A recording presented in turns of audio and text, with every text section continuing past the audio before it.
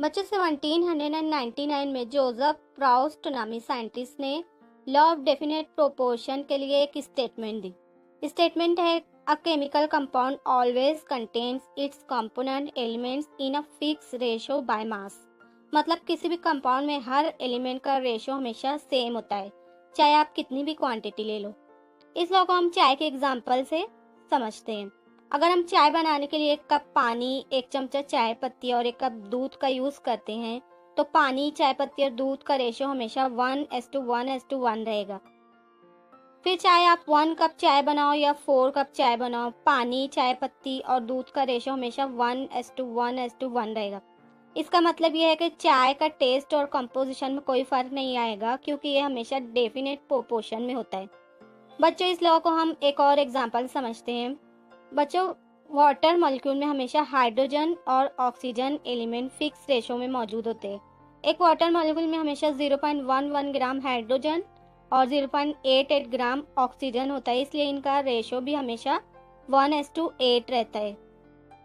इसलिए अगर हम वाटर को अलग अलग सोर्सेज से कलेक्ट करके, जैसे तालाब, नदी, कुआं और बारिश, इन सब से वाटर को कलेक्ट करके इनके एलिमेंट का रेशो मालूम करें, तो रेशो हमेशा 1:8 मिलेगा, क्योंकि वाटर का कांस्टेंट रेशो 1:8 है।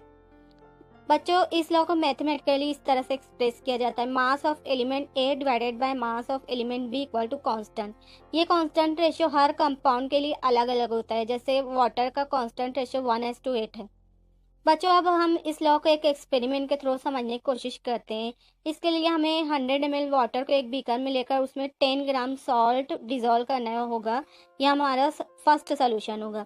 इसी तरह एक बीकर में 200 ml वाटर लेकर उसमें 20 ग्राम सॉल्ट डिजोल्व करके सेकंड सोल्यूशन बनाना होगा। यहाँ पर हमारे पास सोल्यूशन फर्स्ट में 10 ग्राम सॉल्ट है और सेकंड सोल्यूशन में 20 ग्राम सॉल्ट है। अब हमें मास ऑफ वाटर फाइंड आउट करना होगा। सोल्यूशन फर्स्ट के लिए मास ऑफ वाटर कैलकुलेट करने के लिए फॉर्मूला है mass of water equal to volume of water into density of water. यहाँ पर हमारे पास वॉल्यूम ऑफ वाटर 100 ml है और डेंसिटी ऑफ वाटर फिक्स होती है 1 ग्राम पर ml, इसलिए हमें मास ऑफ वाटर मिलेगा 100 ग्राम। सेकंड सोल्यूशन के लिए mass of water equal to volume of water into density of water. यहाँ पर सेकंड सोल्यूशन में हमने 200 ml वाटर लिया था, 1 ग्राम डेंसिटी, इसलिए हमें सेकंड सोल्यूशन के लिए मास ऑफ वाटर मिला है 200 ग्राम। अब हम mass of solution find out कर सकते हैं। इसके लिए हम लॉ ऑफ डेफिनेट प्रोपोर्शन के फॉर्मूले का यूज़ करके वाटर और साल्ट के मास फाइंड आउट करेंगे। फॉर्मूला है mass of salt divided by mass of water. Solution first में सॉल्ट का मास 10 ग्राम है, वाटर का मास 100 ग्राम है, तो हमें रेशो मिला है 1:10। सेकंड सोल्यूशन के लिए मास ऑफ सॉल्ट 20 ग्राम है और मास ऑफ वाटर 200 ग्राम है, यहाँ पर भी हमें रेशो मिला है 1:10। आपने देखा कि दोनों सोल्यूशंस में सॉल्ट वाटर का रेशो 1:10 है। इसलिए इस एक्सपेरिमेंट से ये प्रूव होता है कि इससे कोई फ़र्क नहीं पड़ता कि आप कितनी क्वांटिटी में सॉल्ट या वाटर लेकर सोल्यूशन बना रहे हो। लास्ट में सोल्यूशन के अंदर सॉल्ट और वाटर के कंपोजिशन का रेशियो फिक्स ही मिलता है। इससे ये प्रूव होता है कि किसी भी कंपाउंड या सोल्यूशन में एलिमेंट्स का मास कांस्टेंट या डेफिनेट रहता है, चाहे आप कितनी भी क्वांटिटी ले लो।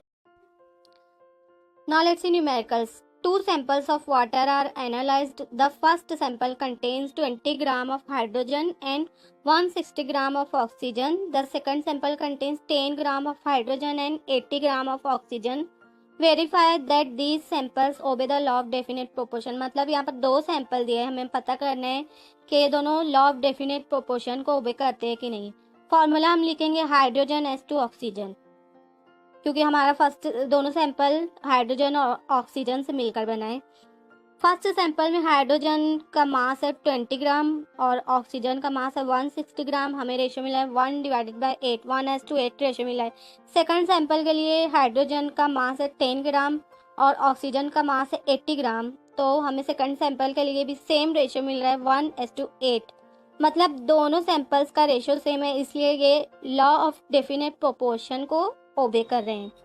सेकंड क्वेश्चन है A 100 gram sample of a compound contains 40 gram of calcium and 60 gram of sulfur.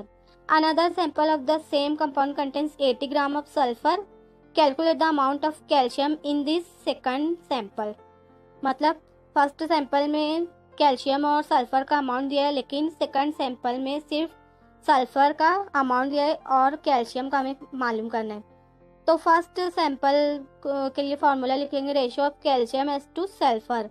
Calcium का मास है फर्स्ट सैंपल में 40 ग्राम, सल्फर का मास है 60 ग्राम। हमें यहाँ पर रेशियो मिला 2:3। अब हम सेकंड सैंपल के लिए कैल्शियम का अमाउंट कैलकुलेट करने के लिए 80 ग्राम सल्फर से 2 को मल्टीप्लाई कर देंगे। 80 इंटू 2 डिवाइडेड बाई 3, हमें आंसर मिल रहा है, कैल्शियम का मास मिल रहा है 53.33 ग्राम। थर्ड क्वेश्चन है, compound is found to contain 40 gram of nitrogen and 60 gram of oxygen. Another sample of the same compound contains 21 gram of nitrogen. Determine the mass of oxygen in the second sample. ज़्यादातर question ऐसे ही पूछा जाता है, 2 sample दिए होते हैं, किसी एक का मास मालूम करना होता है। Ratio of nitrogen as to oxygen, first sample में नाइट्रोजन का मास है 14 ग्राम, ऑक्सीजन का 16 ग्राम, रेशियो मिला है 7:8। अब यहाँ पर हम 21 ग्राम नाइट्रोजन सेकंड सैंपल के लिए, उससे हम 8 को मल्टीप्लाई करेंगे डिवाइडेड बाय 7, इससे हमें ऑक्सीजन का मास मिला है 24 ग्राम।